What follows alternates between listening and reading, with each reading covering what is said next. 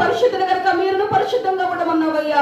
అట్టి పరిశుద్ధమైన జీవితంతో ప్రభా యోగ్యులముగా నీ సన్నిధిలో నీ బల్ల మేము చేయవేయడానికి కృప చూపించండి ప్రభా. అయోగ్యమైన అయా ప్రతి ఒక్కటి కూడా అయ్యా కడగండి, పవిత్రపరచండి. నీ రక్తముతో మమ్మల్ని కడగండి అయ్యా. నీకు స్తోత్రములు ప్రభా. అయ్యా నీకు వందనాలు ప్రభా. ఈ సమయంలో నీ దాసుని పక్షం నిలబడి మాతో మాట్లాడబోచుండగా ప్రభా. వాక్యమైన దేవా మాతో మాట్లాడండి ప్రభా. ఇన్న వాక్యం నిష్ప్రయోజనం అవ్వద్దు ప్రభా. ఇన్న వాక్యం మా హృదయాల ఫలింపు దయచేయండి దేవా. వాక్యానుసారంగా మేము జీవించాలయ్యా. వాక్యం వినువారు మాత్రమే కాకుండా ప్రభా ఆ వాక్యానుసారంగా మేము నడుచుకున్నట్లు సహాయం చేయండి ప్రభా.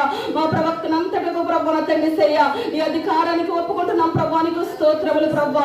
అయ్యా కూడి వచ్చిన ప్రేరణలందరూ కూడా ప్రభా అయ్యా నీ సన్నిధిలో వాక్యం వింటుండగా ప్రభా విను బుద్ధిని పుట్టించండి అయ్యా. నీకు స్తోత్రములు ప్రభా. నీకు వందనాలు. మీ దాసు మీ పక్షం తీసుకొని ప్రభా నీ స్వాధీనంలో తీసుకొని ప్రభా నా తండ్రి అయ్యా నీ నూతనమైన అభిషేకంతో నింపుకొని ప్రభా నూతనమైన ప్రత్యక్షతలు మాకు బయలుపరచుకునడుచున్నాను దేవా. నీ మహిమ గల కార్యములు మా పట్ల జరిగించుకునడుచు. నీకే మహిమ ఘనత ప్రభావం ఆపాదిస్తూ యేసు నామమున నడుచున్నాం తండ్రి. ఆమేన్.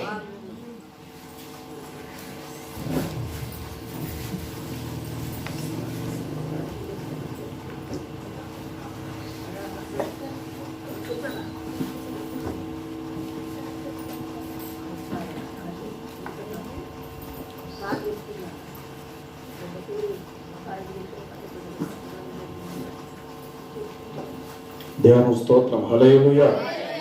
అందరూ చెప్దామండి హల్లెలూయా. దేవుని ఘనమైన నామమునకు మహిమ కలుగును గాక.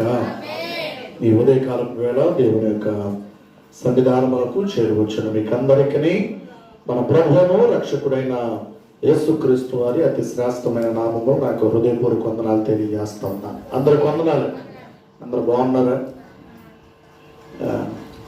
సో చాలా సంతోషం పిల్లలు. మరి దినం మరొక పర్యాయం ఈ విధంగా మరి దేవుని సన్నిధిలో మనము కూడి ఉండడం అనేది దేవుడు మనకిచ్చిన గొప్ప భాగ్యం. అవునన్నవారు ఆమేన్ చెప్పండి. మరి మనం గమనిస్తూ ఉన్నప్పుడు ఏ రోజుకు ఆ రోజు మరి పరిస్థితులను మనం చూస్తూ ఉన్నప్పుడు ఏ రోజు ఏం జరుగుతుందో ఎవరికి ఏవి వార్త వినాల్సి వస్తుందో అన్నటువంటి దినాల్లో మనం ఉంటూ ఉన్నాం. కానీ దేవుని మహాకృప మరి దేవుడు తన యొక్క సురక్షితమైన రెక్కల చోటున మనందరిని భద్రపరిచి మరి ఆయన యొక్క సన్నిధిలో ఈ దినము మనమందరం కూడి ఉండడానికి ప్రభు కృపను అనుగ్రహించారు. అందులో బట్టి దేవునికి సమస్తమైన మహిమ ఘనత ప్రభావములు కలుగునుగాక. మంచిది పిల్లలు. ఈ దినము కొద్ది నిమిషాలు దేవుని యొక్క మాటలను మనం ధ్యానం చేసుకున్న అనంతరం మరి బల్లారాధన కార్యక్రమంలోనికి మనము ప్రవేశించుదాం. మరి ముందుగా దేవుని యొక్క మాటలను మనం కొద్ది నిమిషాలు ధ్యానం చేసుకుందాం. యోహాను మొదటి పత్రిక 5వ అధ్యాయం. యోహాను రాసిన మొదటి పత్రిక 5వ అధ్యాయము మొదటి వాక్యము నుండి 3వ వాక్యం వరకు మనం చదువుకుందాం. యేసే క్రీస్తై ఉన్నాడని నమ్ము ప్రతివాడును దేవుని మూలముగా పుట్టి ఉన్నాడు. పుట్టించిన వారిని ప్రేమించు ప్రతివాడును ఆయన మూలముగా పుట్టిన వారిని ప్రేమించును. మనము దేవుణ్ణి ప్రేమించుచు ఆయన ఆజ్ఞలను నెరవేర్చువారమైతిమా దేవుని పిల్లలను ప్రేమించుచున్నామని దాని వల్లనే ఎరుగుదుము. మనం ఆయన ఆజ్ఞలను గైకొనుటయే దేవుణ్ణి ప్రేమించుట. ఆయన ఆజ్ఞలు భారమైనవి కావు. దేవుడి వాక్యాన్ని మన వినికిడిలో విరిచి వడ్డించును గాక. చిన్న ప్రార్థన చేసుకుందాం. మా మంచి యేసయ్య మరొకసారి నీ పాదాల చెంతకు వస్తూ ఉన్నాం. అల్పుడను అయోగ్యుడనైన నేను నీ పక్షమందు ప్రభువా ఈ స్థలములో నిలిచి ఉన్నా. దయతో నన్ను సిలువ చాటును మరుగుపరచండి.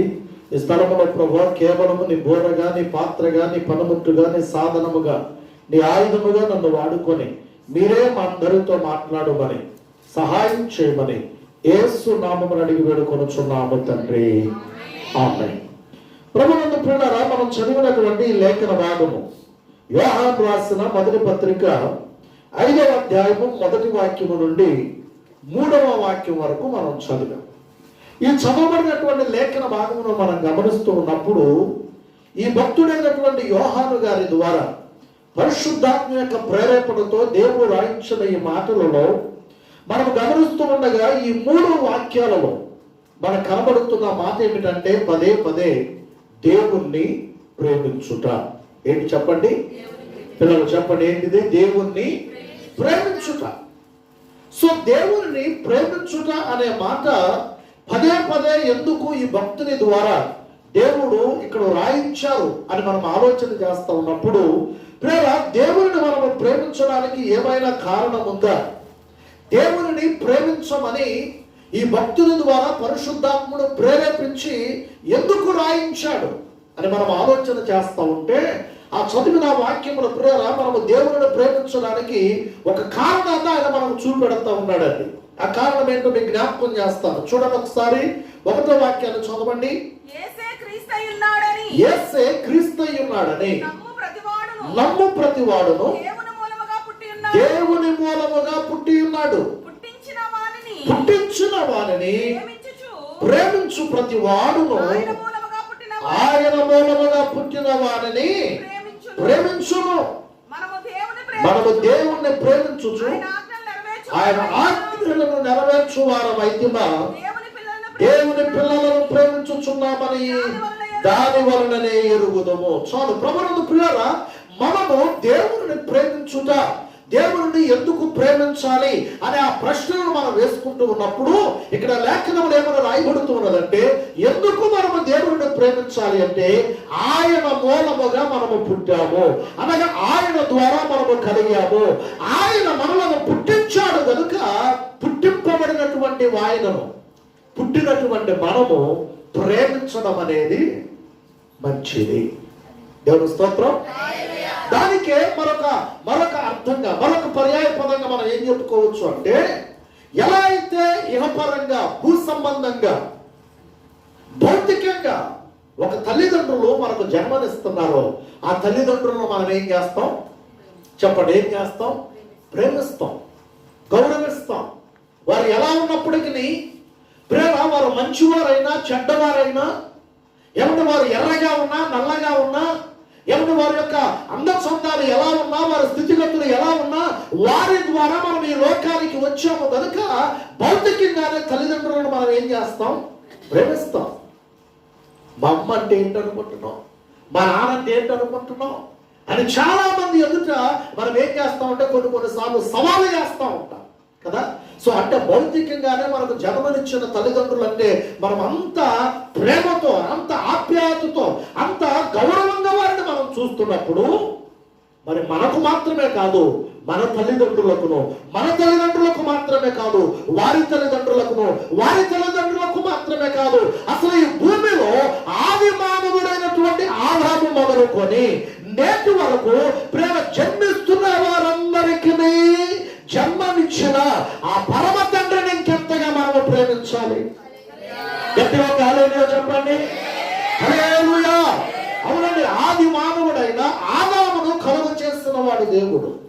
దేవుని ద్వారా, నేల మట్టి ద్వారా ప్రేమ ఈ సృష్టిలో ఉన్న సమస్తమును దేవుడు కేవలం నోటి మాట చేత కలుగును గాక అంటే అది కలిగిందట. ఈరోజు మనం ఏమైతే చూస్తున్నామో అది ఆకాశము కానివ్వండి, ఆకాశములో మనకు కనబడే సూర్యుడు కానివ్వండి, చంద్రుడు కానివ్వండి, నక్షత్రములు కానివ్వండి, ఏమంటే అలాగే భూమి కానివ్వండి, ప్రేమ ఈ భూమి మీద మనకు కనబడుతున్నటువంటి జలచరం, ఈ భూమి మీద మనకు కనబడుతున్నటువంటి ప్రేమ సకల చరాచర జీవులు కానివ్వండి, అలాగే సముద్రం కానివ్వండి, సముద్రంలో ఉన్న జలచరములు కానివ్వండి, ఈరోజు ప్రేమ మనకు కనబడుతున్నది ఏదైతే మొక్కలు కానివ్వండి, జంతువులు కానివ్వండి, పక్షులు కానివ్వండి, ఈ భూమి మీద మనకు కనబడుతున్న సమస్తమును దేవుడు కేవలం ఒక్క మాట చేత కలుగునుగాక, ఆకాశము కలుగునుగాక, భూమి కలుగునుగాక, సూర్యుడు కలుగునుగాక, చంద్రుడు కలుగునుగాక అని దేవుడు పలికిన ప్రతి మాట ద్వారా ఇవన్నీ కూడా కలిగాయి. అందరూ మరి ఏమి స్తోత్రం చెప్పండి. అయితే మానవుని గురించి మనం ఆలోచన చేస్తున్నప్పుడు ఇన్నిటిని కలుగు చేస్తున్న దేవుడు మానవుడిని కూడా కలుగునుగాక అంటే ఏమవచ్చు? కలవచ్చు. కానీ దేవుడు మానవుడిని నోటి మాటతో కలుగును గాక అని పలకక ప్రియులారా, దేవుడు నేలమంటిని తీసుకొని నేలమంటిని ఒక బొమ్మగా తయారు చేసి ఆ బొమ్మ యొక్క నాసికారంధ్రములో, బైబిల్ ఏమైనా రాయబడుతున్నదంటే ఆది కాండములో, దేవుడట ఆ మంటిని తీసి ఆ మంటిని తన పోలికలో, ఎవరి పోలికలో? ఇప్పుడు మనం అందరం ఎవరి పోలిక?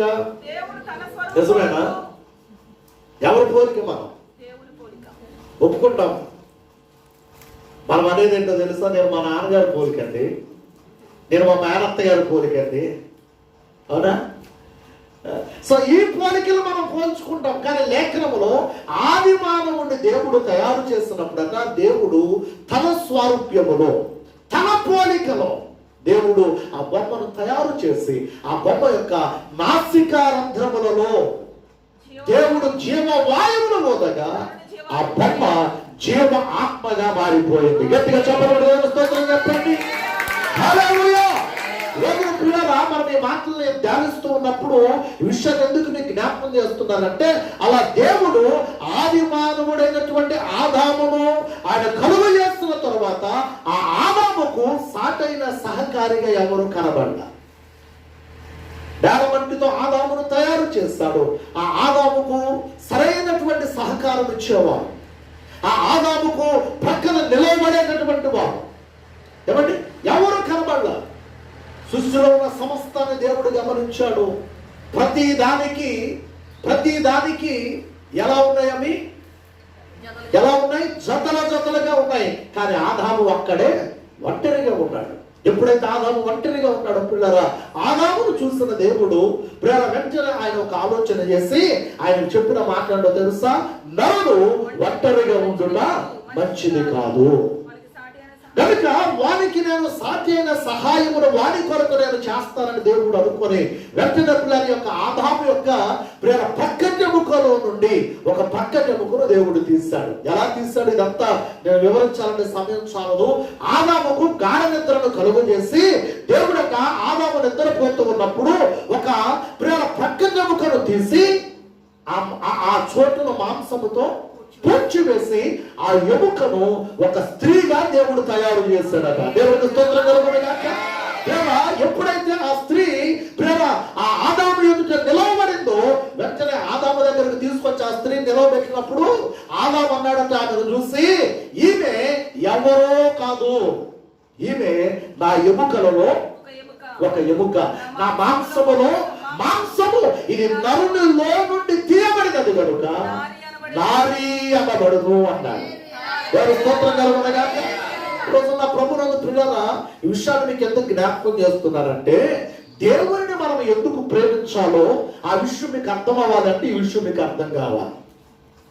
అలా దేవుడు ఆది మానవుడైనటువంటి ఆదాములో నుండి అవ్వను దేవుడు కలుగ చేస్తున్న తరువాత వారి ఇరువురిలో నుండి దేవుడు సంతానోత్పత్తిని కలుగు చేస్తాడు. దేవుడు సంతానోత్పత్తిని కలుగు చేస్తున్న తర్వాత వారిలో నుండి మరలా సంతానం విస్తరించి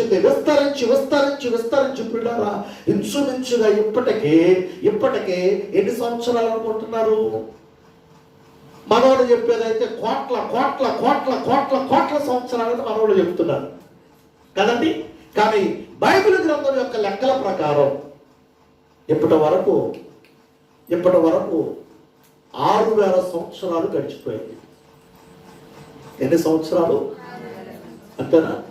6023 సంవత్సరాలు. అంటే ఆదాము మొదలుకొని అబ్రహాము మొదలుకొని యేసుక్రీస్తు వారి వరకు, యేసుక్రీస్తు వారి దగ్గర నుండి మరలా ఇప్పటికి 2023 అంటే 2024 సంవత్సరం ఇది.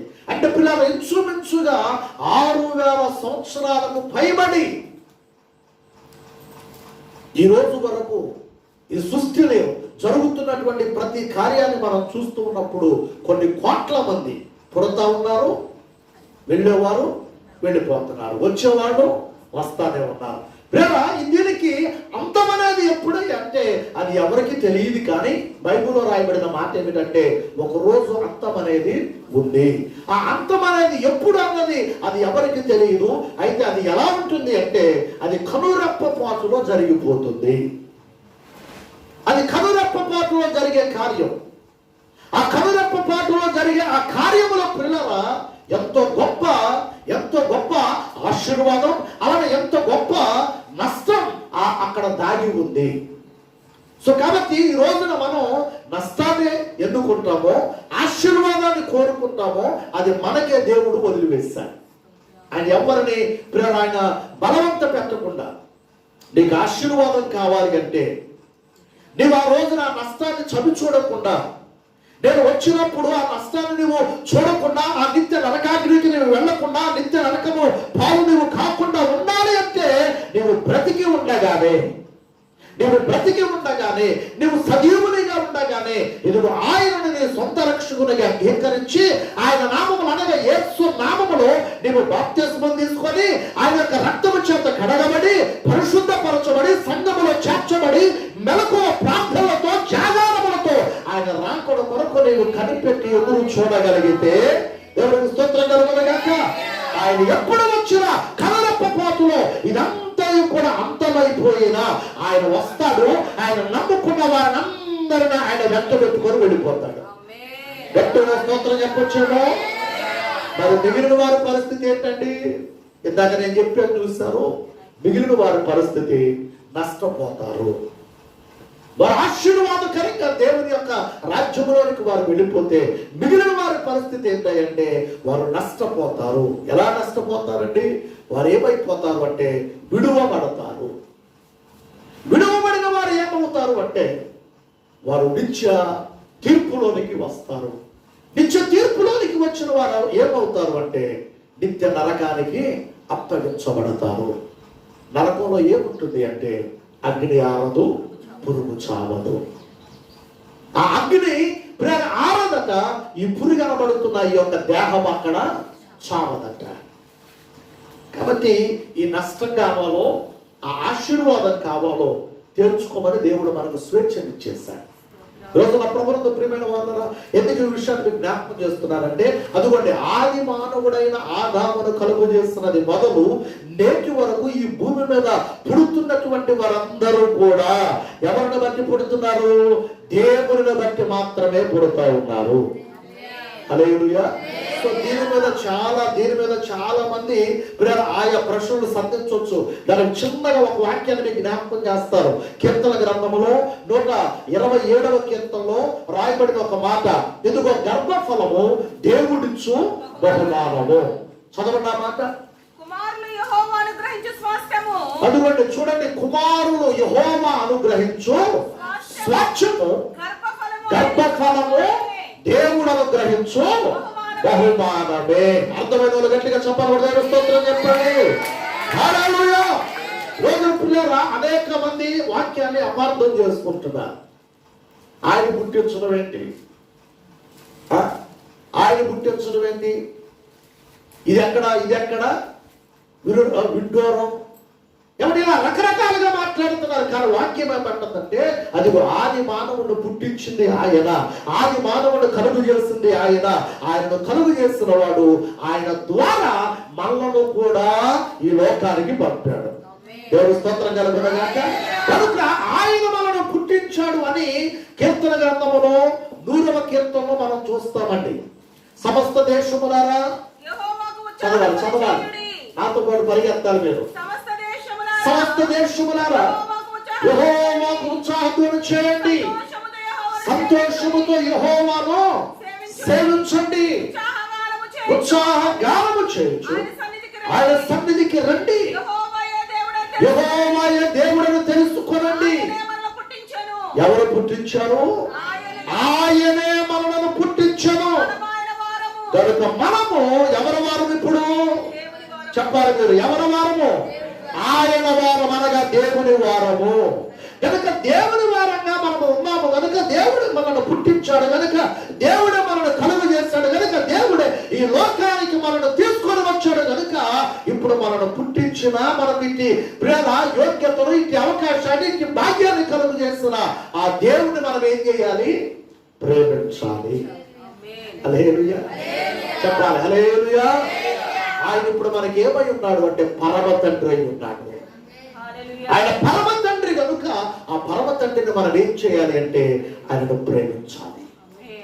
ఆయన ప్రేమించడం అంటే ఏంటి చెప్పండి ఇప్పుడు నాకు. ఎందుకు ప్రేమించాలో నీకు చెప్పాను. ఏమండి వింటున్నారు నా మాట? ఎందుకు ప్రేమించాలో నేను మీకు చెప్తున్నా ఇప్పటి వరకు. సో ఇప్పుడు నాకు వచ్చిన ప్రశ్న ఏంటంటే, అసలు ఆయనను ప్రేమించడం అంటే ఏంటి? దేవుని ప్రేమించడం అంటే ఏంటి? తిమోతి, దేవుని స్తోత్రం. గట్టిగా హల్లెలూయా చెప్పండి. మంచి మాట అండి. ఎక్కడ ఎదుక్కోకుండా తిన్నగా నా మనసులో ఉన్న మాట నేను చెప్పాలనుకుంటున్న మాట తిమోతి గారు దేవుడు బలికిచ్చాడు. దేవుని స్తోత్రం కలుగునగాక. అవునండి, దేవుని ప్రేమించడం అంటే ఏంటో తెలుసా? దేవుని యొక్క ఆజ్ఞలను కైకొనడమే. ఇక్కడ మనం చదివిన మాటలో అదే స్పష్టంగా రాయబడిన మాట. యోహాను మొదటి పత్రిక 5వ అధ్యాయములో 3వ వాక్యముని మాట రాయబడుతుందండి. చదవనప్పుడు మనము ఆయన ఆజ్ఞలను గైకొనుటయే దేవుణ్ణి ప్రేమించుట. ఈ రోజున పిల్లరా అనేక మంది ఈ విషయాన్ని అర్థం చేసుకోవడం, దేవుని ప్రేమించడం అంటే ఏమనుకుంటున్నారంటే, ఇదిగో దేవుని ప్రేమించాలంటే గుడికి వెళ్ళాలి, దేవుని ప్రేమించాలంటే దేవాలయానికి వెళ్ళాలి, దేవుని ప్రేమించడం అంటే దేవునికి కానుకలు ఇవ్వాలి, చందాలు ఇవ్వాలి, దేవుని ప్రేమించడం అంటే దేవునికి మొక్కుకోవాలి, మొక్కుబడులు చెల్లించాలి, దేవుని ప్రేమించడం అంటే పుణ్యకార్యాలు చేయాలి, దేవుని ప్రేమించడం అంటే దాన ధర్మాలు చేయాలి, దేవుని ప్రేమించడం అంటే చెప్పరే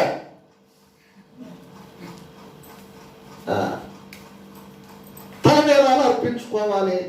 ఎందుకంటే స్వచ్ఛమైన భాషలో మాట్లాడితే బాగోదు, అందుకే మాట్లాడతాను. ఇవన్నీ దేవునికి అవసరం అంటారా? అవి ప్రాముఖ్యమైనవి కాదు. ఈ మధ్యలో తెలంగాణలో మాస్టర్ గారు ఉన్నారు, ఆయన పేరు సాయిలన్న. ఆ సాయిలన్న భలే పాటలు పాడుతున్నాడు. ఆయన మనిషికి ఆ పాటలో నిజంగా ఎంతో జ్ఞానోదయాన్ని కలుగు చేస్తాను. ఎంతో ఉంటే గుండు కొడితే బుద్ధి మారదట. నాకదే అంత స్వచ్ఛమైన తెలుగులో మాట్లాడితే వినడానికి బాగోదు, కానీ మారాల్సిందేది, దేవునికి కావాల్సిందేది ఇది కాదు. దేవునికి కావాల్సింది మన హృదయం, దేవునికి కావాల్సింది మన యొక్క బుద్ధి, మన యొక్క మనసు. అది మారాలి. అది మారకుండా ఎన్నిసార్లు ఇది అర్పించుకుంటూ ఉపయోగం ఏముంది? ఎన్నిసార్లు వీటిని దేవునికి ఇస్తే మాత్రం ఉపయోగం ఏముంది? కాబట్టి పిల్లరా ఆలోచించండి. ఈ రోజున దేవుని ప్రేమించడం అంటే మనుషుల యొక్క ఆలోచన ఎలా ఉందంటే, ఇలా దేవుడి సన్నిధిలో వెళ్ళాలి, దేవాలయానికి వెళ్ళాలి, దేవుడికి ఇవ్వాలి, దేవుడి దగ్గర నుంచి పుచ్చుకోవాలి, దేవుడి సన్నిధిలో ఇదిగో ఏమి మంచి కార్యాలు చేయాలి, పుణ్య కార్యాలు చేయాలి, దానాలు చేయాలి, ధర్మాలు చేయాలి. ఇవన్నీ కాదండి. దేవుడిని ప్రేమించడం అంటే దేవుడి యొక్క సన్నిధిలో ఏమైతే ఆయన మనలను ఆజ్ఞాపించాడో ఆ ఆజ్ఞలను మనము పాటించడమే, వాటిని గైకొనడమే, వాటి ప్రకారంగా జీవించడమే దేవుడిని ప్రేమించడం. హల్లెలూయా చెప్పండి. మనం చూస్తూ ఉన్నప్పుడు బైబిల్ గ్రంథంలోనండి ఎన్ని ఆజ్ఞలు ఉన్నాయో తెలుసా మీకు? ఇంతకుముందు చాలా సార్లు మీతో చెప్పుకున్నాను. 613 ఆజ్ఞలు ఉన్నాయి. ఏంటి? 613 ఆజ్ఞలు ఉన్నాయి. ఈ 613 ఆజ్ఞలు ఉన్నదండి కేవలము 248 ఆజ్ఞలు మనము ప్రయత్నం చేస్తే మనము చేయగలుగుతామట. ఏంటి? 248 ఆజ్ఞలు. ఇక మిగిలి ఉన్నటువంటి 365 ఆజ్ఞలు అసలు ఏ మనిషికి సాధ్యపడదట చేయడానికి. అంత కఠినమైన, అంత కష్టమైనటువంటి నియమాలటవి. దేవాతి దేవుడు పిల్లల బైబిల్ గ్రంథంలో ఇన్ని ఆజ్ఞలు ఉన్నప్పటికీ మనుషుడు చేయలేనటువంటి ఆజ్ఞలలో తప్పిపోతూ ఉన్నాడు కనుక, మనుషుడు ప్రియుల ఈ యొక్క చేయలేనటువంటి ఆజ్ఞలను చేయలేక ఎంత ప్రయత్నించినా తన వల్ల కాక ప్రేమ మనుషుడు పదే చేయవలసినటువంటి దానిని చేయక చేయరాని దానిని ఎక్కువగా చేసేస్తున్నాడు కనుక మోషే భక్తుని ద్వారా దేవుడు ఇశ్రాయేలీయులకు 10 ఆజ్ఞలను ఇచ్చాడు. దేవుడు స్తోత్రం కలుగునుగాక. ఇయ్యబడిన 613 ఆజ్ఞలు యూదులకు దేవుడు ఇస్తే ఇశ్రాయేలీయులకు ప్రత్యేకంగా 10 ఆజ్ఞలను దేవుడు అనుగ్రహించాడు. అంటే ఇప్పుడు 613 ఆజ్ఞలను దేవుడు ఎలా మార్చేశాడు? 10 ఆజ్ఞలుగా మార్చేస్తాడు. దేవుడు స్తోత్రం కలుగునుగాక. సో ప్రియులారా, ఇశ్రాయేలులకు ఆ 10 ఆజ్ఞలు ఇచ్చిన తరువాత ఇశ్రాయేలీయులు ఆ 10 ఆజ్ఞలను కూడా పాటించడం చాలా కష్టమైపోతా వచ్చింది. చాలా కష్టమైపోతా వచ్చింది. అదిగో ఇక్కడ నేను చాలాసార్లు మీకు చూపించి ఆ 10 ఆజ్ఞలు ఇశ్రాయేలుకి దేవుడు ఇచ్చింది. ఎవడి ఆ 10 ఆజ్ఞలను దేవుడు వారికి ఇచ్చిన తరువాత ఇశ్రాయేలీయులు వాటిని పాటించడం చాలా కష్టతరమైపోతూ ఉన్నప్పుడు యేసు ప్రభు వారి కాలములో యేసు ప్రభు వారి దగ్గరకు ఒక వ్యక్తి వచ్చి అడిగారు, నాయన ఆజ్ఞలన్నిటిలో ప్రధానమైన ఆజ్ఞ ఏది? అప్పుడు ప్రభువు మత్తయి సువార్తలో ఒక చక్కని సమాధానాన్ని చెప్పారండి. చూడండి ఒకసారి మీరు ఆ మాట చదవండి. మత్తయి సువార్త 22వ అధ్యాయము 37వ వాక్యం అండి. అందుకాయన నీ పూర్ణ హృదయముతోను, నీ పూర్ణ ఆత్మతోను, నీ పూర్ణ మనసుతోను నీ దేవుడైన ప్రభువును ప్రేమింపవలనన్నది ఇది ముఖ్యమైనది, మొదటిదియునైన ఆజ్ఞ. నిన్ను వలె నీ పొరుగువాన్ని ప్రేమింపవలనన్నది రెండవ ఆజ్ఞయు దాని వంటిదే అయ్యున్నది. దేవునికి స్తోత్రం కలుగునుగాక. చూడండి పిల్లరా, యేసు ప్రభువు ఆయన ఎంత కృపామయుడంటే ఆయన మనల్ని ఎంతగా ప్రేమిస్తున్నారంటే 613 ఆజ్ఞలను ప్రక్కన పెట్టి 10 ఆజ్ఞలోకి తెచ్చి 10 ఆజ్ఞలు కూడా బిడ్డలకు కష్టం అవుతుందని ఇప్పుడు ఎన్ని ఆజ్ఞలోకి తెచ్చారు? 2 ఆజ్ఞలోకి తెస్తే ఇప్పుడు మన పరిస్థితి ఎలా ఉందో తెలుసా? ఈ 2 ఆజ్ఞలు కూడా చెప్పలేదు, పాటించలేకపోతున్నాం. ఈ 2 ఆజ్ఞల్లో కూడా పిల్లలు మనం నిలిచి ఉండలేకపోతున్నాం. ఈ 2 ఆజ్ఞల్లో కూడా మనం గైకొనలేకపోతున్నాం. ఎంత విచారకరం. ప్రభు చెప్పిన మాట, ఇదిగో నీ దేవుడైన యెహోవాను నీ పూర్ణ మనస్సుతోను, నీ పూర్ణ ఆత్మతోను, నీ పూర్ణ హృదయముతోను ఆయనను సేవించాలి. దేవుడికి స్తోత్రం కలుగునుగాక. ఇది కష్టమైన పని అంటారా, తేలికైన పని అంటారా? కష్టమా తేలిక? చాలా తేలికండి. మనపూర్వకంగా, మనస్పూర్వకంగా, హృదయపూర్వకంగా ఎవడు దేవుడిని ఆరాధిస్తూ స్తుతిస్తూ ఉండడం కష్టం అంటారా? అదే నేనంటుంది. అది కూడా మనం చేయలేకపోతున్నాం. అదే విచారకరం, అదే బాధాకరం. నెత్తి మీద బరువు పెట్టి మాకు స్కూల్లో హై స్కూల్ టైంలోనండి కొన్ని పిల్లలం కదా, తెలిసి తెలియక పొరపాటు చేసినప్పుడు అక్కడ ఉండే పీఈటీ సార్ చాలా భయంకరమైనటువంటి ట్రీట్మెంట్ చేసేవాడు. ఆయన ఎట్లనో తెలుసా, ఒకరోజు నేనే కుర్రోళ్ళు అందరం వేసుకొని ఎట్లా ఉండేదంటే మాకు పెంకుటింట్లో క్లాసులు జరిగేవి. మేము కూర్చుంటే క్లాస్ రూమ్ పైన పెంకులు ఉండేవి. ఆ పెంకులు కోతులు ఎక్కి ఆ మనుషులు పీకేసి అవి ఊడిపోయి మొత్తం మీద అక్కడక్కడ కన్నాలు పడిపోయాయి. సో ఎప్పుడైనా వర్షం వచ్చింది అంటే మేము కూర్చునేటటువంటి రూమ్ అంతా కూడా తడిసిపోయేది. సో అందుకని ఏం చేసేవాళ్ళు అంటే వర్షం వచ్చిన రోజున మాకు సెలవు ఇచ్చేసేవాళ్ళు. సో అది నాకు తెలిసి చూపించది 6వ తరగతి 7వ తరగతి ఆ టైం, 6వ తరగతి, కరెక్ట్ 6వ తరగతి.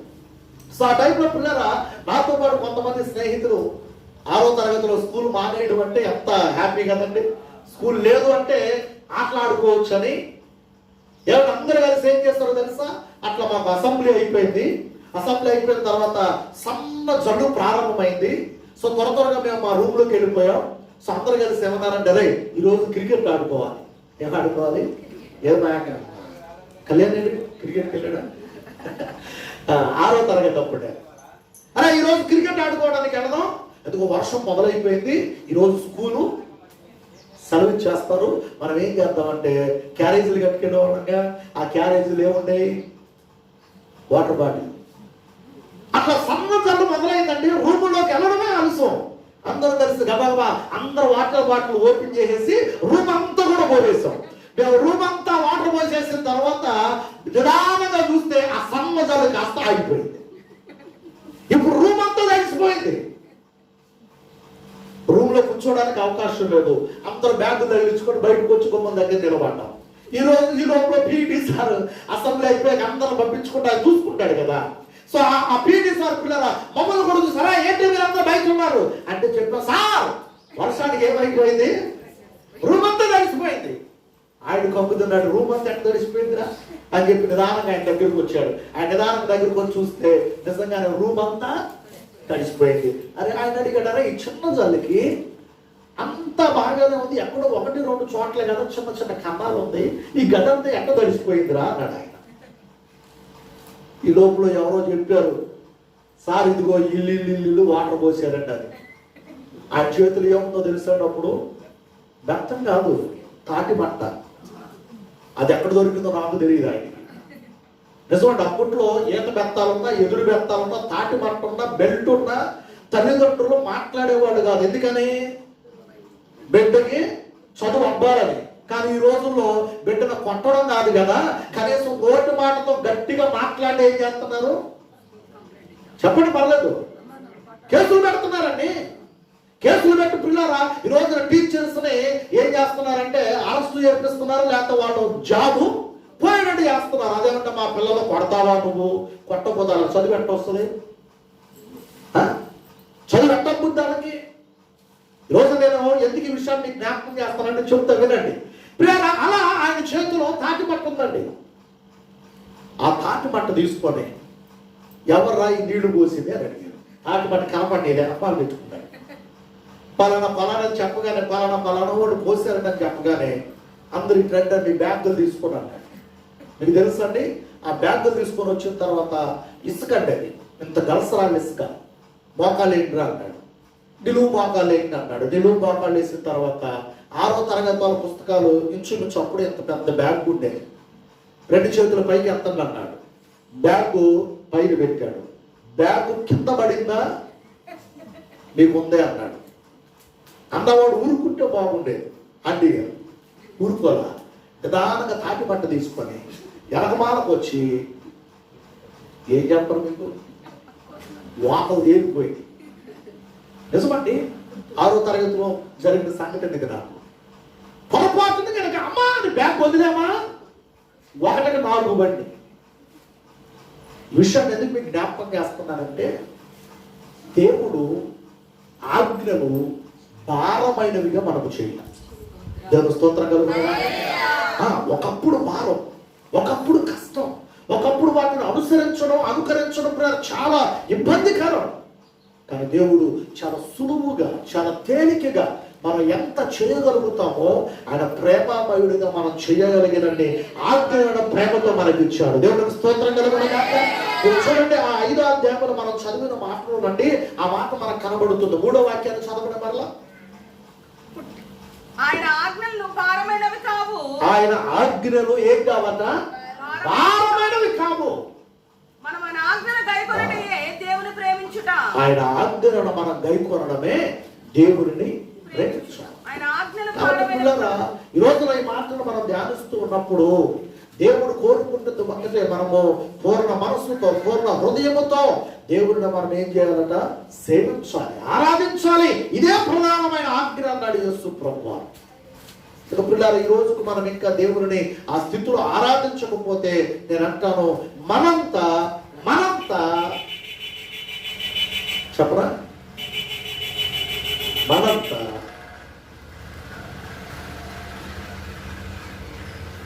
ఏమనుకోరుగా దౌర్భాగ్యులు. మరొకరు లేదంటే లేని వాళ్ళకి లేదు అవకాశం, కానీ ఉన్న మనకు దానిని వాడుకోకపోతే నిజంగా ఎంత ఎంత ఎంత బాధాకరం అన్నది. 2వ ఆజ్ఞ ప్రభు చెప్పింది, ఇదిగో నిన్ను వలె నీ పొరుగు వారిని ప్రేమించు.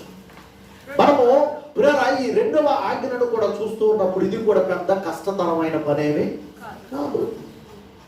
మన వలె మన పొరుగు వారిని ప్రేమించడం అంటే మనకు లేని వారికి పెట్టమల్లా, మనకు లేని వారికి ఇవ్వమల్లా, మనకు కలిగిన దాంట్లో మనకు సహాయం చేయమన్నారు. కలిగిన దాంట్లో సహాయం చేయడం అంటే మాట సహాయం చేయొచ్చు కదా, కష్టం అంటారా? మాట సహాయం చేయడం పెద్ద కష్టం అంటారా? ఆలోచన చేయండి. రోజున పిల్లల ఇటువంటి ఆజ్ఞలను కూడా, ఇటు సులువైనటువంటి ఆజ్ఞలను కూడా మనము పాటించలేకపోతే, ఇటు సులువైనటువంటి ఆజ్ఞలను కూడా మనము గైకొనలేకపోతే ఎలా మనము దేవుని ప్రేమించిన వారము కాగలుగుతాము? ఆలోచన చేయండి. ఈ ఒక్క మాటలోనే మనం ఆలోచన చేస్తున్నప్పుడు ఆ 10 ఆజ్ఞలు వచ్చేసాయి. అవునండి. సో అలానే ఇంతకు ముందు ఉన్నటువంటి ఆజ్ఞలు ఏవైతే ఉన్నాయో వాటన్నిటిని కూడా ప్రభు ప్రేమ కలిగిన దేవునిగా ఆయన అలా అలా అలా అలా అలా అలా చేసి సులువుగా చేసేసినప్పుడు ఆ ఆజ్ఞలను కూడా మనము పాటించకపోతే మనము దేవుని ప్రేమించలేని వారంగా మిగిలిపోతాము. కాబట్టి ప్రభునందు పిల్లరా, మొదటి మాటగా మేము జ్ఞాపకం చేస్తూ ఉన్నాను, మనము దేవుని ప్రేమిస్తున్నటువంటి మనము ఆయన ఆజ్ఞలను గైకొనే వారంగా ఉండాలి. అప్పుడే మనము దేవుడిని ప్రేమించిన వారం అవుతాం. ఏమండి, ఎవరినైనా మనము ప్రేమించామనుకోండి, ఆ ప్రేమించిన వారి కొరకు మనం ఏం చేస్తాం చెప్పండి. ఫిబ్రవరి నెల 14వ తారీఖున ఒక రోజు జరిగింది. ఏ రోజు అది? Valentine's day. దానికి తెలుగులో ఉన్న అర్థం ఏంటంటే ప్రేమికుల రోజు. ప్రేమికుల రోజు ప్రేమ మనం చూస్తూ ఉన్నప్పుడు వారి యొక్క ప్రేమను వ్యక్తపరచడానికి ఎన్ని త్యాగాలు వారు చేస్తారు, ఎంత సమయాన్ని వారు వెచ్చిస్తారు. కాబట్టి కాబట్టి మనం ఆలోచన చేస్తా ఉన్నప్పుడు వారు ప్రేమించారు కనుక ప్రేమించినటువంటి వ్యక్తి కొరకు ఏదైనా చేయడానికి వారు సంసిద్ధంగా ఉంటారు. ఈ రోజున నీవు నేను కూడా దేవుని ప్రేమించే వారం అయితే ఇదిగో మొదటిగా దేవుని యొక్క ఆజ్ఞలను మనము గైకొనే వారమై ఉండాలి. దేవుడికి స్తోత్రం చెప్పండి. అర్థమైన బిగ్గరగా చెప్పండి. హల్లెలూయా. చూడండి, ఒక్కొక్కసారి మనం ఆలోచన చేస్తూ ఉన్నప్పుడు ఈ యొక్క విషయాలలో చాలా సార్లు మనము పొరబడుతున్నటువంటి విషయాలు మనకు అర్థమవుతూ ఉన్నాయి. యోహాను సువార్త 14వ అధ్యాయం చూడండి ఒకసారి. యోహాను సువార్త 14వ అధ్యాయము 21 నుండి 23వ వాక్యం వరకు చదవండి. చూడండి, నా ఆజ్ఞలను అంగీకరించి వాటిని గైకొనువాడే నన్ను ప్రేమించువాడు నా తండ్రి వలన ప్రేమింపబడును. నేను వారిని ప్రేమించి వారికి నన్ను కనుపరుచుకుందునని చెప్పాను. దేవుడికి స్తోత్రం కలుగును గాక. ప్రభునందు ప్రియులారా, ఎందుకు మనము దేవుని ప్రేమించాలి అన్న విషయాన్ని మీకు జ్ఞాపకం చేస్తూ యేసు ప్రభువు వారు ఇక్కడ స్పష్టంగా ఏమని ఇస్కరియోతు యోధాతో మాట్లాడుతూ చెబుతూ ఉన్నారు అంటే, ఇదిగో నా ఆజ్ఞలను అంగీకరించి వాటిని గైకొను వాడే నన్ను ప్రేమించువాడు నా తండ్రి వలన ప్రేమింపబడతాడు. కనుక నేను కూడా వారిని ప్రేమిస్తాను. నేనేం చేస్తాను అంటే నేను వారిని ప్రేమించి వారికి నన్ను నేనుగా కనుపరుచుకుంటాను. దేవుని స్తోత్రం కలుగును గాక. దయచేసి ఆలోచన చేయండి. ఒక వ్యక్తి మరొక వ్యక్తిని ప్రేమిస్తే ఆ వ్యక్తి ఎక్కడ కనబడతారా, ఎప్పుడు కనబడతారా, ఏమండి? సో ఎక్కడ వారిని కలుసుకోవచ్చా, ఎక్కడ వారితో మాట్లాడవచ్చా అని ఆ సమయం కొరకు ఏం చేస్తుంటాడు? వేచి చూస్తూ ప్రయత్నిస్తూ ఉంటాడు. అవునా? ఇప్పుడు ప్రభువు కూడా ఏమంటున్నారంటే, ఇదిగో నీవు గనుక నన్ను ప్రేమిస్తే, అంటే నీవు గనుక నా ఆజ్ఞలను గైకొనగలిగితే నేను కూడా నిన్ను ప్రేమించి, నీవు నన్ను ప్రేమిస్తున్నట్లుగానే నేను కూడా నిన్ను ప్రేమించి ఇప్పుడు నన్ను నేను నీకేం చేసుకుంటాను? కనుపరుచుకుంటాను. కనుపరుచుకోవడం అంటే ఏంటో నాతో నన్ను నేనుగా నీకు కనపరుచుకుంటా అంటే అర్థం ఏంటంటే నేను నీకు కనబడతా. దయచేసి మాట మీరు అర్థం చేసుకోవాలి. చాలా మంది ప్రభు మాకు కనబడడం లేదండి, ప్రభు మాకు కనబడడం లేదండి అనేవాళ్ళు ఉన్నారు. ఒకవేళ ఎవరైనా కనబడుతున్నారు, ప్రభు మాతో మాట్లాడుతున్నారు, ప్రభు ఇదిగో గత రాత్రి దర్శనంలో మాతో మాట్లాడారు అంటే పిల్లరా అలా చెప్పే వాళ్ళను చూసి యావన చేసే వాళ్ళు ఉన్నారు. రెండు రకాలైన మనుషులు. ఒకటేమో మాకు కనబడటం లేదండి అనే రకం, మరో రకమేమో ఎవరైనా మాకు ప్రభు కనబడుతున్నారు, ప్రభు మాతో మాట్లాడుతున్నారు, ప్రభు మమ్మల్ని దర్శించారు అని ఎవరైనా చెప్తేనేమో చెప్పినారు చూసి యావన చేశారు. సో ఇప్పుడు మనం ఈ మాటలను బట్టి అర్థం చేసుకుంటుంది ఏంటంటే, ఎవరైతే ప్రభువును ప్రేమిస్తారో వారిని ప్రభు ప్రేమిస్తాడు. ఎవరైతే ప్రభువును ప్రేమిస్తారో, ప్రభు ఎవరైతే ప్రేమిస్తారో అటువంటి వారికి ప్రభు కనబడతారు. అర్థమైన దేవుడు స్తోత్రం చెప్పండి. కనబడతాడండి. ఆయన కనబడని వాడు కాదు, ఆయన మాట్లాడని వాడు కాదు, దయచేసి విమర్శనాత్మకంగా అనుకోవద్దు.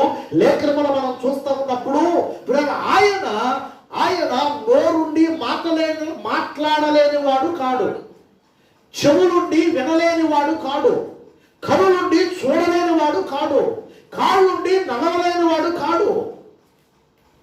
ఇవి నేనంటున్న మాటలు కాదు. కీర్తన గ్రంథంలో 115వ కీర్తన ఒకసారి మీరు తీయండి. 115వ కీర్తనలో ఈ విషయాలు రాయబడుతూ ఉన్నాయండి. తీసారా?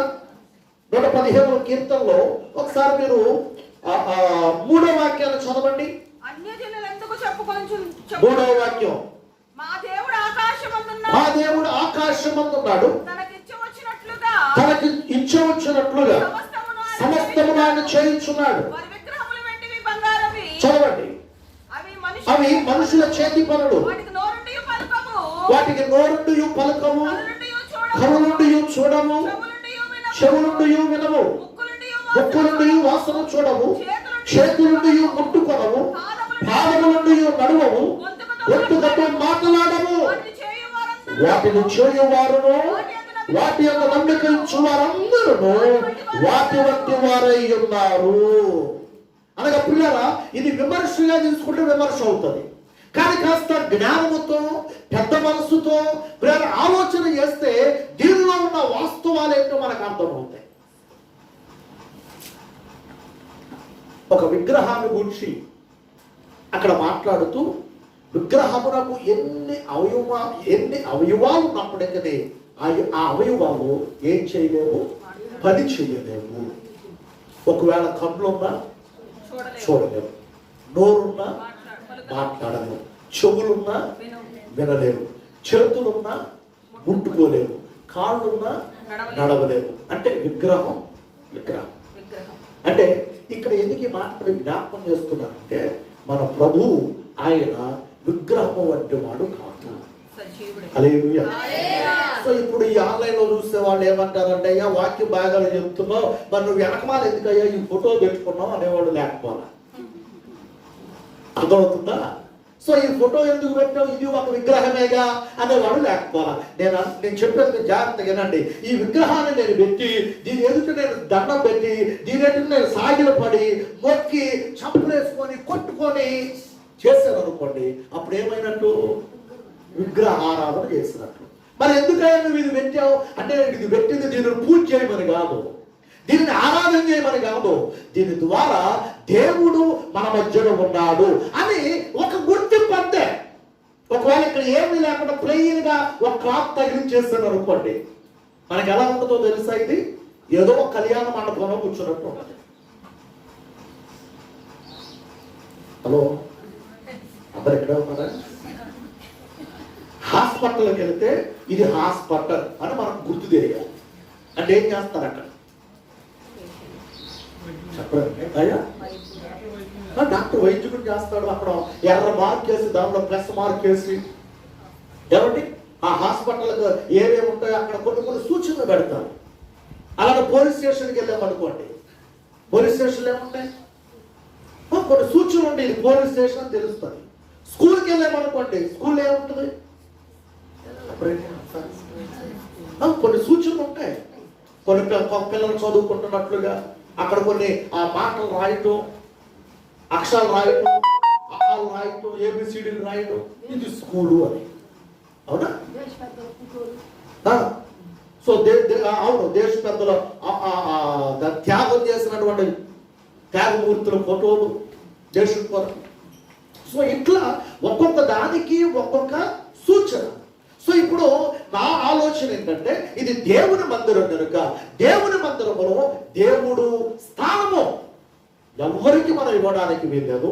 ఆయన ఆత్మస్వరూపి. కానీ దీనిని ఎందుకు పెట్టాము అంటే, కొంత అమ్మా ఇది దేవుని మందిరం, అమ్మా దేవుడు చూస్తున్నాడు అంటే, ఇది దేవుడు నీకు చెప్పడం, ఆయన చూస్తున్నాడు. అమ్మో ఆయన చూపు మన మీద పడుతుంది, ఆయన సన్నిధి ఇక్కడ ఉంది అనే ఒక భయం కొరకు దాన్ని పెట్టుకోండి. చెప్పండి హల్లెలూయా. అంతే తప్ప దాన్ని పూజ చేయమని నేను చెప్పానా? మీతో విగ్రహారాధన చేయించినట్టే.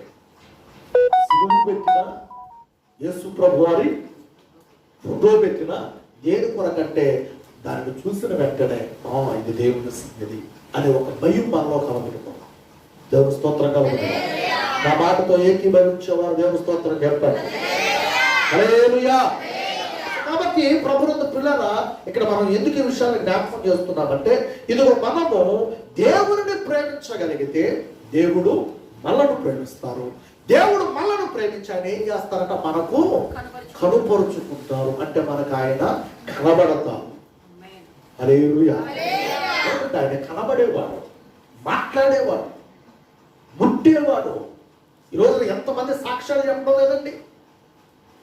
ప్రభువు నన్ను ముట్టాడు గత రాత్రి, ప్రభువు నాతో మాట్లాడాడు, ప్రభు ఇదిగో ఆయన స్వరాన్ని నాకు వినిపించాడు, ఇదిగో ప్రభువు నా కుమారే, నా కుమార్తె, నా కుమారుడా అని ఆయన నాతో మాట్లాడాడు అని చెబుతున్న వారు ఎంతమంది లేరు? దయచేసి ఆలోచన చేయండి. మన ప్రభు ఆయన మాట్లాడేవాడు.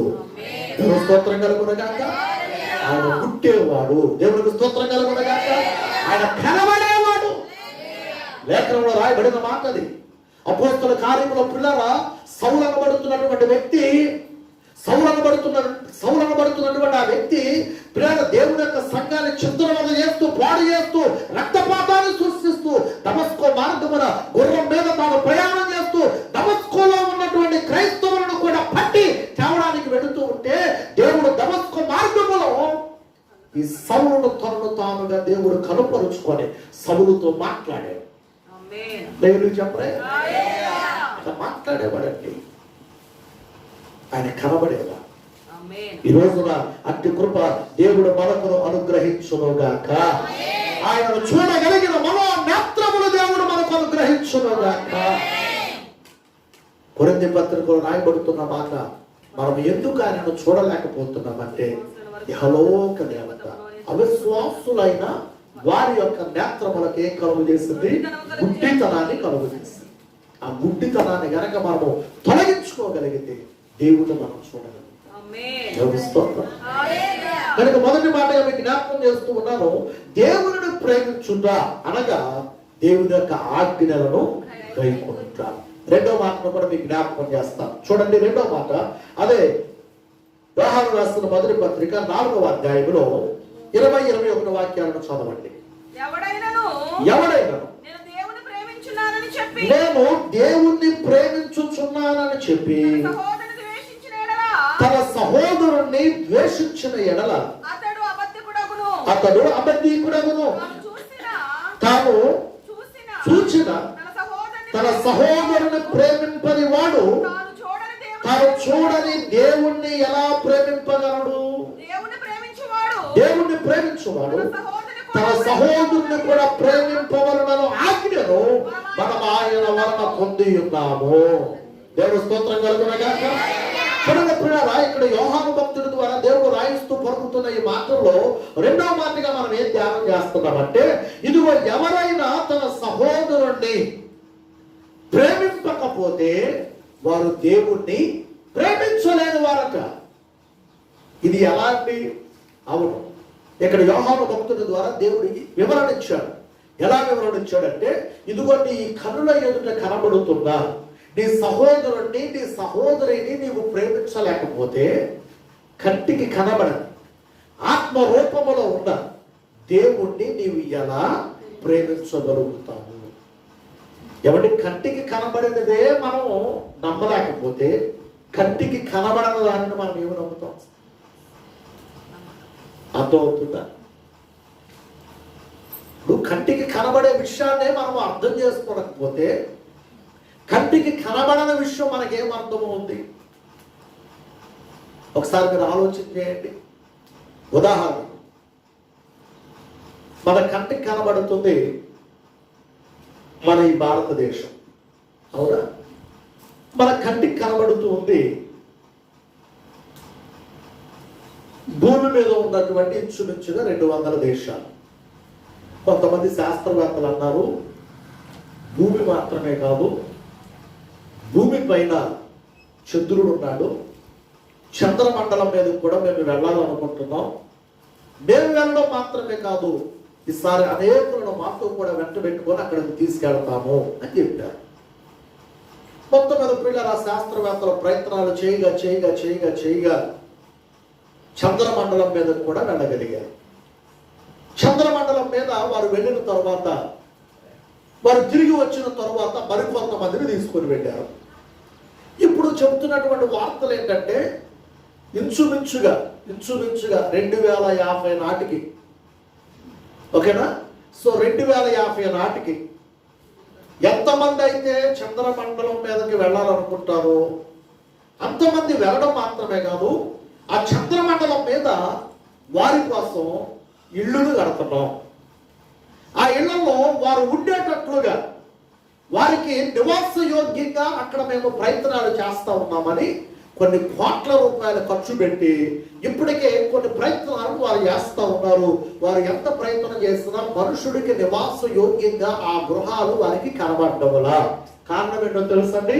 మనుషుడికి నివాసం చేయడానికి ఏం కావాలి చెప్పండి? ఏం కావాలి?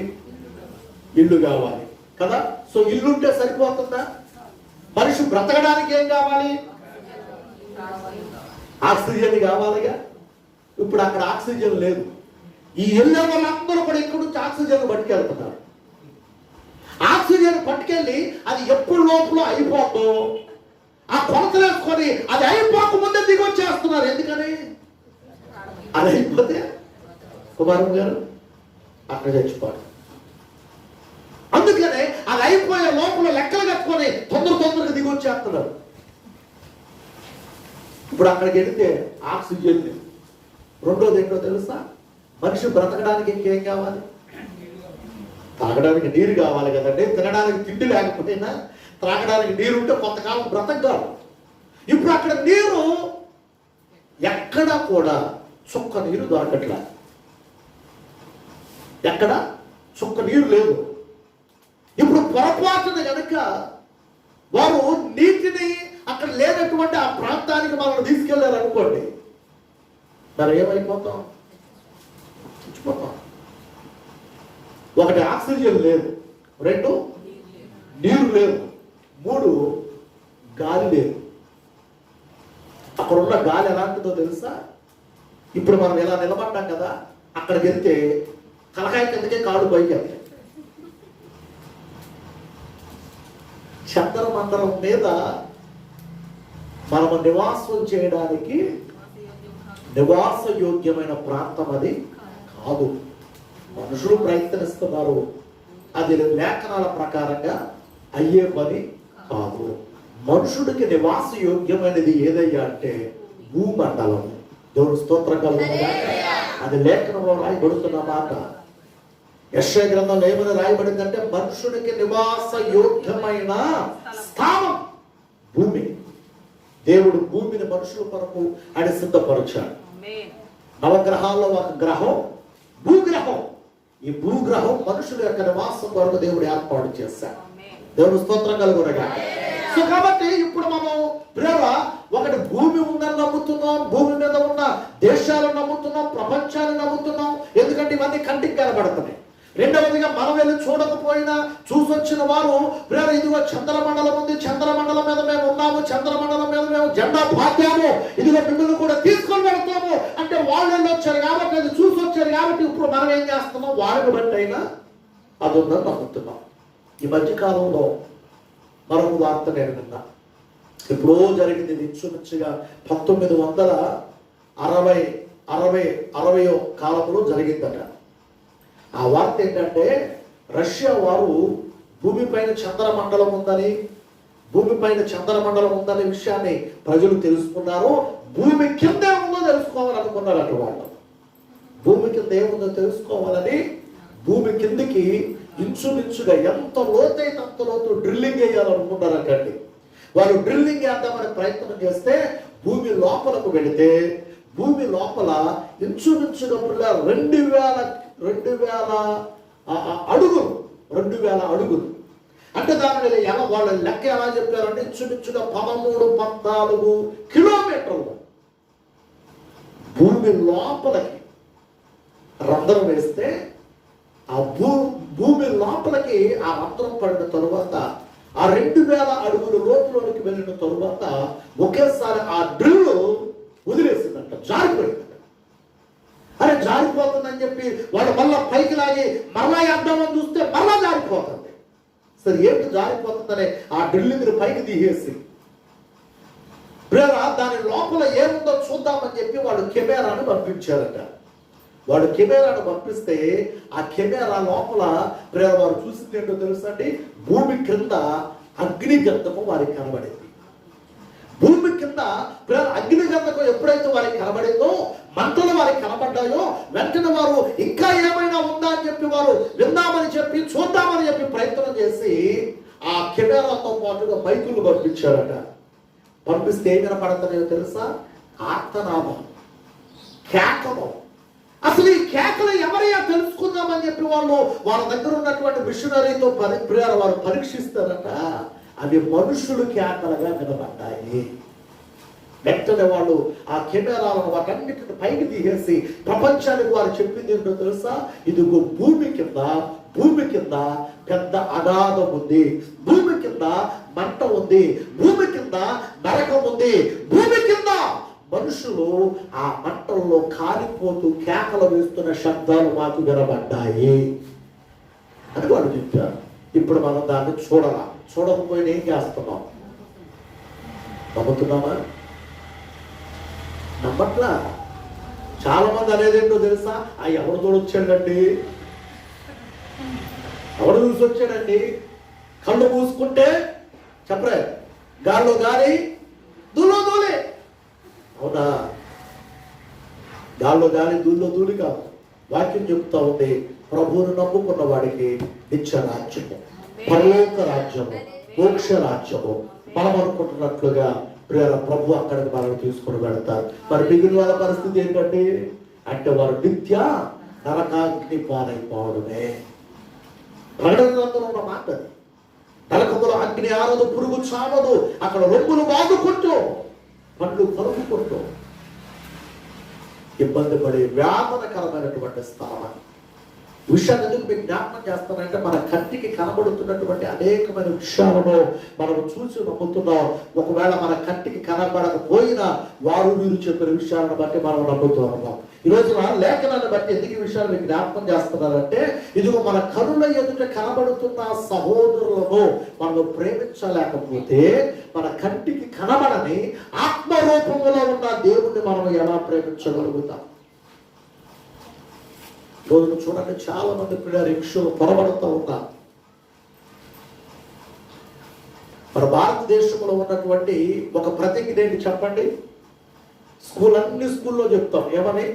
భారతదేశం నా మాతృభూమి, భారతీయులందరూ నా సహోదరులు. పిల్లరా, ఈ యొక్క మాటను మనం చూస్తూ ఉన్నప్పుడు, ఆ ప్రతిజ్ఞ మనం చేస్తున్నప్పుడు, ఈ రోజున పిల్లరా మన సహోదరులు ఎవరు అంటే కేవలం మన బంధువులే కాదు, కేవలం పిల్లలు మన రక్త సంబంధికులే కాదు, కేవలం మన తోబుట్టువులే కాదు. ఈ రోజున పిల్లలు మన యొక్క సహోదరులు ఎవరు అంటే ఇదిగో మన చుట్టుప్రక్కల ఉన్న వారందరూ కూడా మన సహోదరులే. దేవస్తోత్రం చెప్పండి. కనుక వారిని మనం ఏం చేయాలి అంటే వారిని ప్రేమించాలి. మనకు చాతురైన సహాయం మనం వారికి చేయాలి. కాబట్టి పిల్లలు అలా మనం ఎప్పుడైతే వారిని ప్రేమిస్తూ వారికి సహాయపడుతూ ఉంటామో, అప్పుడు కంటికి కనబడుతున్న వారిని మనం ప్రేమిస్తున్నాం కనుక ఇప్పుడు మనం ఎవరిని కూడా ప్రేమించగలుగుతాం? కంటికి కనబడకుండా ఆత్మ రూపిగా ఉన్న దేవుని కూడా మనము ప్రేమించగలుగుతాం. హల్లెలూయా. కాబట్టి ఈ విషయాన్ని మనం జాగ్రత్తగా అర్థం చేసుకోవాలండి. కొంతమంది ప్రియులు కొన్నిసార్లు ఇరుగు వారిని, పొరుగు వారిని, తోబుట్టువులని, రక్త సంబంధికులని ఎంత భయంకరంగా వారు మాట్లాడతారు అంటే, ఒరే నీ ద్వారా నేను నష్టపోయింది, ఒరే నువ్వు నమ్మించి నాకు ద్రోహం చేసేవరా, ఒరే నమ్మక ద్రోహి అనేవారు లేకపోవాలి. అవునండి. మత్తయి సువార్తలో ప్రభు చెప్పిన మాట ఏంటంటే, ఒకవేళ ఎవరైనా సహోదరుల్ని ద్రోహి అని మాట్లాడితేనంట వాడు రేపు తీర్పులోకి వస్తాడు. మత్తయి సువార్తలో చదవడం మాట మీరు ప్రభు కొండ మీద చేసిన ప్రసంగంలో మత్తయి సువార్త 5వ అధ్యాయం 22వ వాక్యం త్వరగా, నేను మీతో చెప్పినదేమనగా సహోదరుని మీద కోపపడు ప్రతివాడు విమర్శకులోనగును. తన సహోదరుని చూసి వ్యర్థుడా అని చెప్పువాడు మహాసభకులోనగును.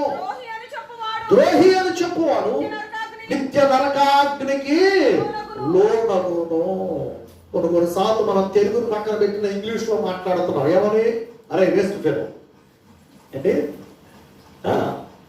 పిల్లలు పెద్దవాళ్ళు పట్టుకొని ఏమంటారు? వాడు వేస్ట్ క్యాండిడేట్ అంటే వాడు వేస్ట్. వాడు వేస్ట్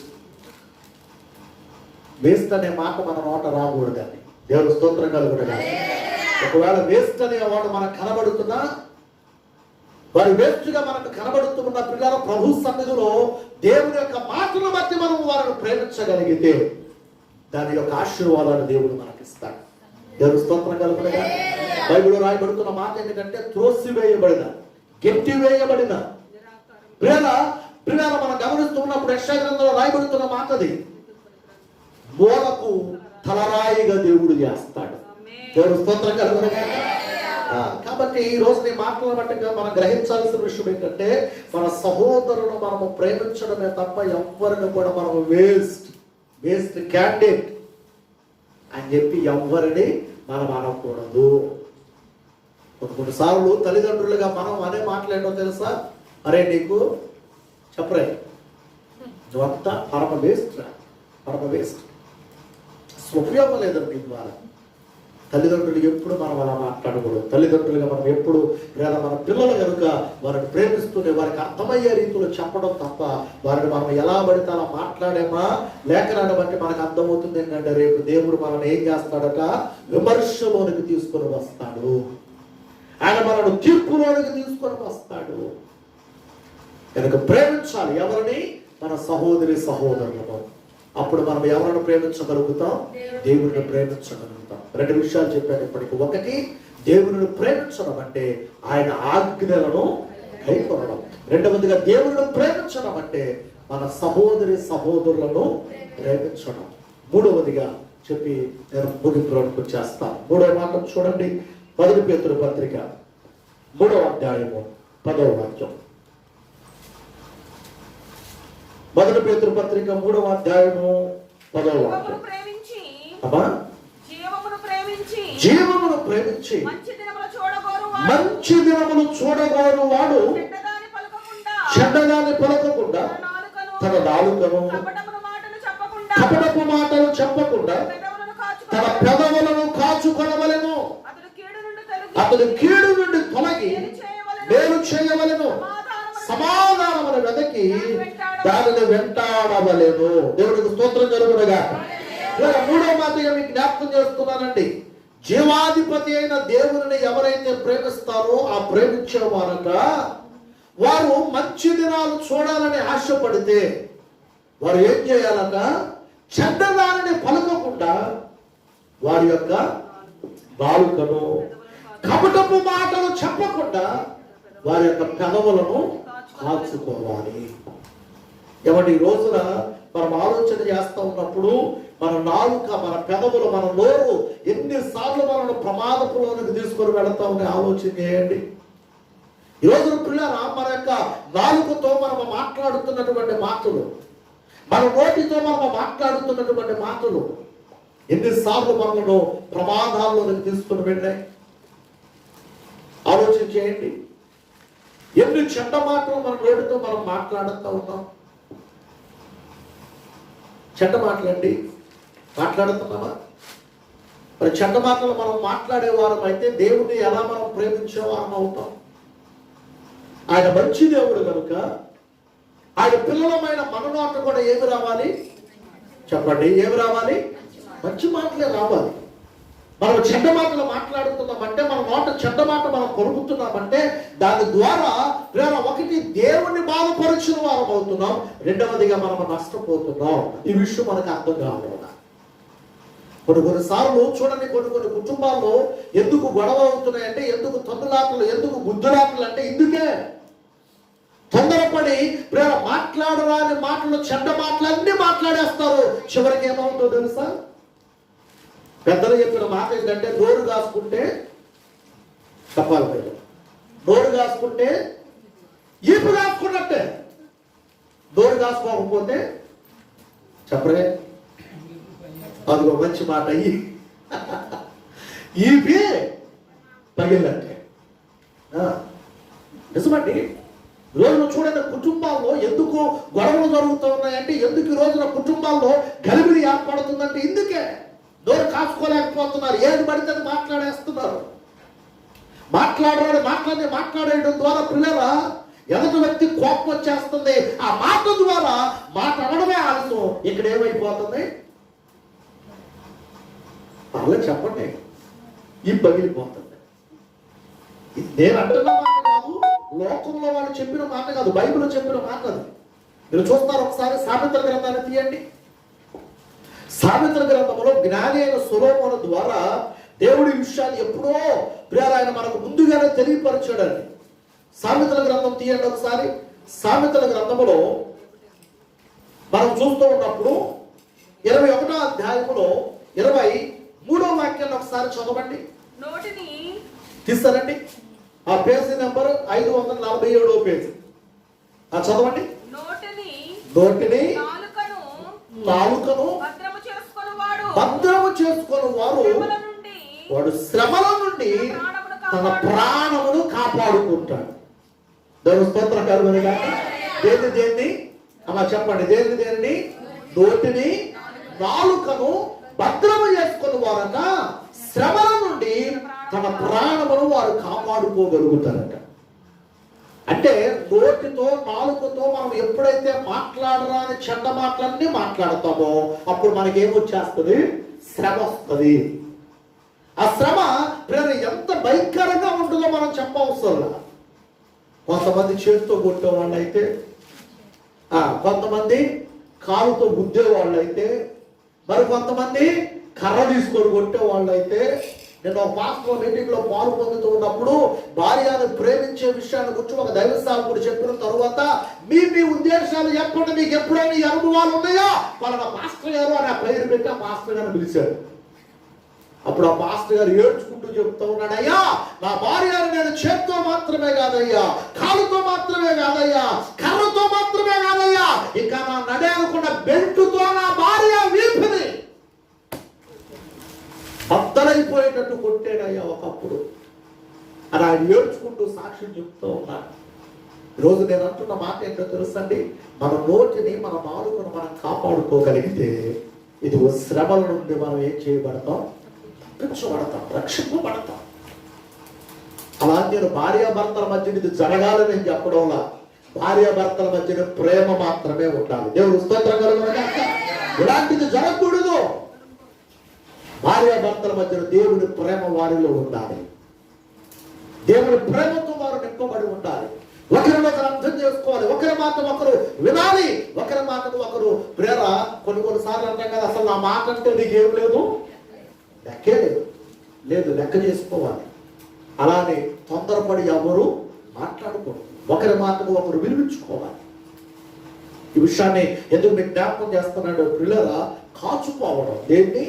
నోటిని నాలుకను మనం కాచుకోవాలి. బైబిల్లో రాయబడుతున్న మాట ఏమిటంటే, యాకోబు పత్రికలో నాలుక అవయవములన్నిటిలో అది చిన్నదైనను అది ఎంత ప్రమాదకరమైందంటే అది నిప్పు లాంటిది, అగ్ని లాంటిది. ఒక మాట మన నాలుకతో మనం మాట్లాడామంటే అది ఏం చేస్తుంది తెలుసా అండి? మామూలుగా తగలబెట్టదు. అగ్గిపుల్ల ఎంత ఉంటుందో చెప్పండి. ఒక్క అగ్గిపుల్ల గీసేసామంటే, కాసిపి గారు ఒక్క అగ్గిపుల్ల గీసి వదిలేమంటే ఇల్లు ఊళ్ళు అడుగులు తగలబడిపోతాయి అంతే. అందుకని నాలుకను అగ్నితో పోల్చారు. కనుక ప్రభునందు పిల్లరా, మన యొక్క నాలుకను, మన యొక్క నోటిని, మన యొక్క పెదవులను మనం ఏం చేసుకోవాలి? కాచుకోవాలి. ఎప్పటికప్పుడు జాగ్రత్త పడాలి. తొందరపడి మాట్లాడేయకూడదు. ఏది నోటుకొస్తే అది మాట్లాడేమనుకోండి, దాని ద్వారా కుటుంబమైన, దాని ద్వారా సమాజమైన, దాని ద్వారా సంఘమైన, దాని ద్వారా దేశమైన, దాని ద్వారా రాజ్యమైన, దాని ద్వారా ఏదైనా శ్రమల పాలైపోతుంది, నష్టాన్ని చవి చూడవలసి వస్తుంది. సో కాబట్టి మనము దేవుని ప్రేమించే వారం అయితే మన నోటితో ఏం మాట్లాడకూడదు? చెప్పాలి. ముగింపులోకి వస్తాను. ఏం మాట్లాడకూడదు? చెడ్డ మాటలు మనము మాట్లాడకూడదు. ఒకవేళ చెడ్డ మాటలు మనం మాట్లాడుతున్నామంటే మనము దేవుణ్ణి ప్రేమించలేని వారం అయిపోతాము. కనుక 3 విషయాలు ఈరోజు మీకు జ్ఞాపకం చేస్తున్నా. దేవుని ప్రేమించడం అనగా 1 దేవుని ఆజ్ఞలను గైకోవడం, 2 చెప్పండి 2 చెప్పరే 2 మనవలే మన పొరుగు వారిని ప్రేమించడం, 3 మన యొక్క నోటిని, మన నాలుకను, మన పెదవులను భద్రంగా కాపాడుకుంటూ చెడ్డ మాటలు పలకకుండా జాగ్రత్తగా ఉండడం. దేవుని స్తోత్రం. అప్పుడు మనం దేవుడిని ప్రేమించిన వారం అవుతాం. దేవుడి యొక్క ఆశీర్వాదాలను మనం చూడగలుగుతాం. దేవుడు ఈ విధంగా మనం కొనసాగిపోవడానికి మనకు సహాయం చేయునుగాక. ప్రతి విషయంలో ప్రభువే మనకు ముందుండి మనల్ని నడిపించునుగాక. ప్రార్థన చేసుకుందాం. కళ్ళు మూసుకోనండి. చిన్న ప్రార్థన. ఈ ఉదయకాలపు వేళ ప్రేమ ఒకవేళ ఇంతవరకు ఇంకా దేవుడిని ప్రేమించడం అంటే ఏదో దేవుని మందిరానికి వెళ్ళడం మాత్రమే, దేవునికి కానుకలు ఇవ్వడం మాత్రమే, ఇదిగో దేవుడు కోరుకున్నట్లుగా ఇదిగో మొక్కుబడులు చెల్లించడం మాత్రమే అని రకరకాలైనటువంటి అభిప్రాయాలతో మనం ఉంటూ వచ్చేమేమో. అయితే ఈ ఉదయకాలపు వేళ దేవుడిని ప్రేమించడం అంటే ఏంటో మనం తెలుసుకున్నాం. కనుక 1 నిమిషం ప్రభు సన్నిధిలో ప్రార్థన చేసుకుంటూ ప్రభు సహాయాన్ని కోరుకుందామండి. ఇదిగో ప్రభువా, నిన్ను ప్రేమించడం అంటే నాయన నీ ఆజ్ఞలను గైకొనడమేనని, అయ్యా నిన్ను ప్రేమించడం అంటే ఇదిగో నా తోటి సహోదరులను ప్రేమించడమేనని, ఇదిగో నాయన నిన్ను ప్రేమించడం అంటే మా నోటి మాటతో చెడ్డ మాట పలకకుండా అయ్యా మంచి మాటలు, అయ్యా నీకు ఇష్టమైన మాటలు, అయ్యా నాయన నీవు నాయన ఆశించి కోరుకునే మాటలు నేను మాట్లాడడమేనని ఈ ఉదయ కాలపు వేళ మాకు జ్ఞాపకం చేస్తున్నందుకు నీకు స్తోత్రాలు నాయన. ఇదిగో ప్రభువా, మాకు సహాయం చేయండి అయ్యా. నిన్ను మాత్రమే ప్రేమిస్తూ, అయ్యా నిన్నే మాత్రమే ప్రేమిస్తూ, అయ్యా నాయన నీ ప్రేమను మేము కలిగి ఉండి, అయ్యా మేము కూడా నాయన అనేకులకు నీ ప్రేమను చూపగలిగిన, చాటి చెప్పగలిగిన సహాయమును మాకు అందించండి నాయన అని ప్రార్థించుకుంటూ పిల్లరా ప్రార్థనలు ఏకీభవిస్తూ ఎవరైతే ప్రభు సహాయాన్ని కోరుకుంటూ ఉన్నారో నిన్నే ప్రేమిస్తామయ్యా అన్నటువంటి వారందరూ కూడా మీ చేతులు ఆకాశంలో పెట్టగలరా? నీ కొరకు చిన్న ప్రార్థన చేస్తాను. హల్లెలూయా, హల్లెలూయా, హల్లెలూయా. ఉదయకాలపు వేళ ఇంకా మన నోటి వెంబడి చెడ్డ మాటలు వస్తూ ఉన్నట్లయితే ఈ రోజున వాటికి పురుస్కా పెడదామండి. ఈ రోజున ప్రభు సన్నిధిలో ఒప్పుకుందామండి. ఈ రోజున ప్రభు సన్నిధిలో నాయనా ఇప్పుడు నా నోటితో నేను చెడ్డ మాటలు మాట్లాడనయ్యా, చెడ్డ మాటలు నేను మాట్లాడకుండాట్లుగా నా నాలుకకు, నా పెదవులకు, నా నోటికి నేను కావలి ఉంచండి యేసయ్యా. నాయన ఇలా నాడు యెషయా పెదవులను కాల్చినట్లుగా నా పెదవులను కాల్చండి అయ్యా, నా నోటిని కాల్చండి అయ్యా. ఈ పరిశుద్ధాత్మ అగ్నితో ప్రభు అయ్యో నా నోటి వెంబడ వస్తున్న ప్రతి వ్యర్థమైన వాటిని కాల్చి మీరు వాటిని తొలగించి వేయండి యేసయ్యా. నా నోటిని మీరు కావలి ఉంచండి యేసయ్యా. నాకు సహాయం చేయండి అయ్యా అన్న వారందరూ మీ చేతులు ఆకాశంలో పెట్టగలరా? మీ కొరకు చిన్న ప్రార్థన నేను చేయడానికి ఇష్టపడుతున్నా. హల్లెలూయా, హల్లెలూయా, హల్లెలూయా. Thank you Jesus. హల్లెలూయా. నిన్నే ప్రేమతోను,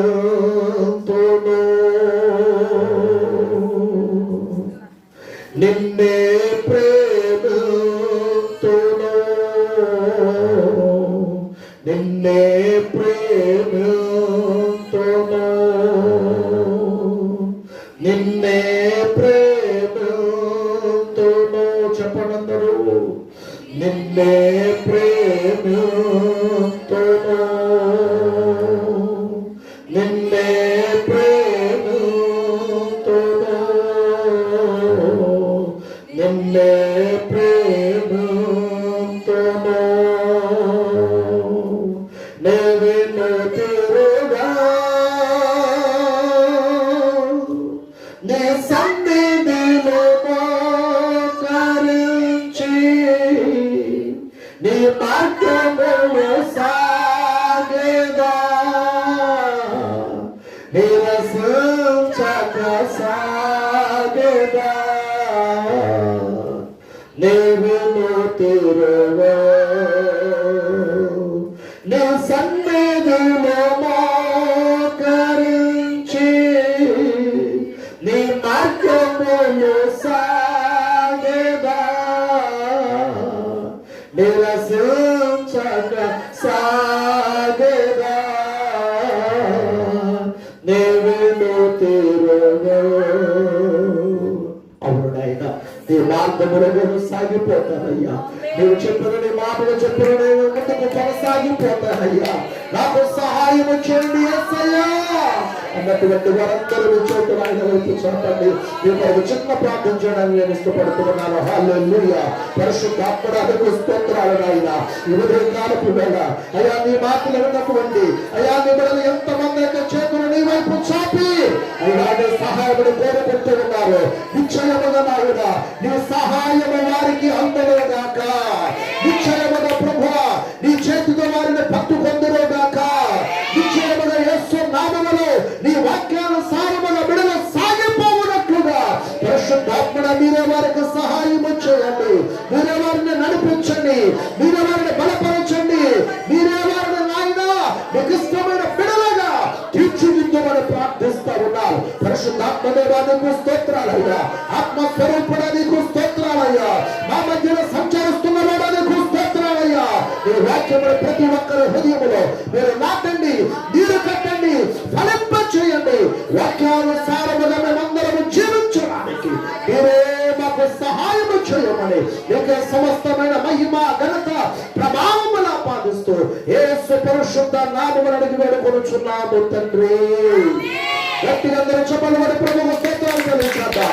ఈ ఉదయకాలము మొదలుకొని దేవుడు మనందరికీ తన పరిశుద్ధాత్మను కావలిగా ఉంచునుగాక. మన నోటిని కావలిగా ఉంచునుగాక. మన మనసులకు కావలిగా ఉంచునుగాక. మన జీవితాలకు కావలిగా ఉంచునుగాక. ఆయన సన్నిధిలో మనం ముందుకు సాగిపోవుటకు పరిశుద్ధాత్మ దేవుడు మనకందరికీ సహాయము చేయునుగాక.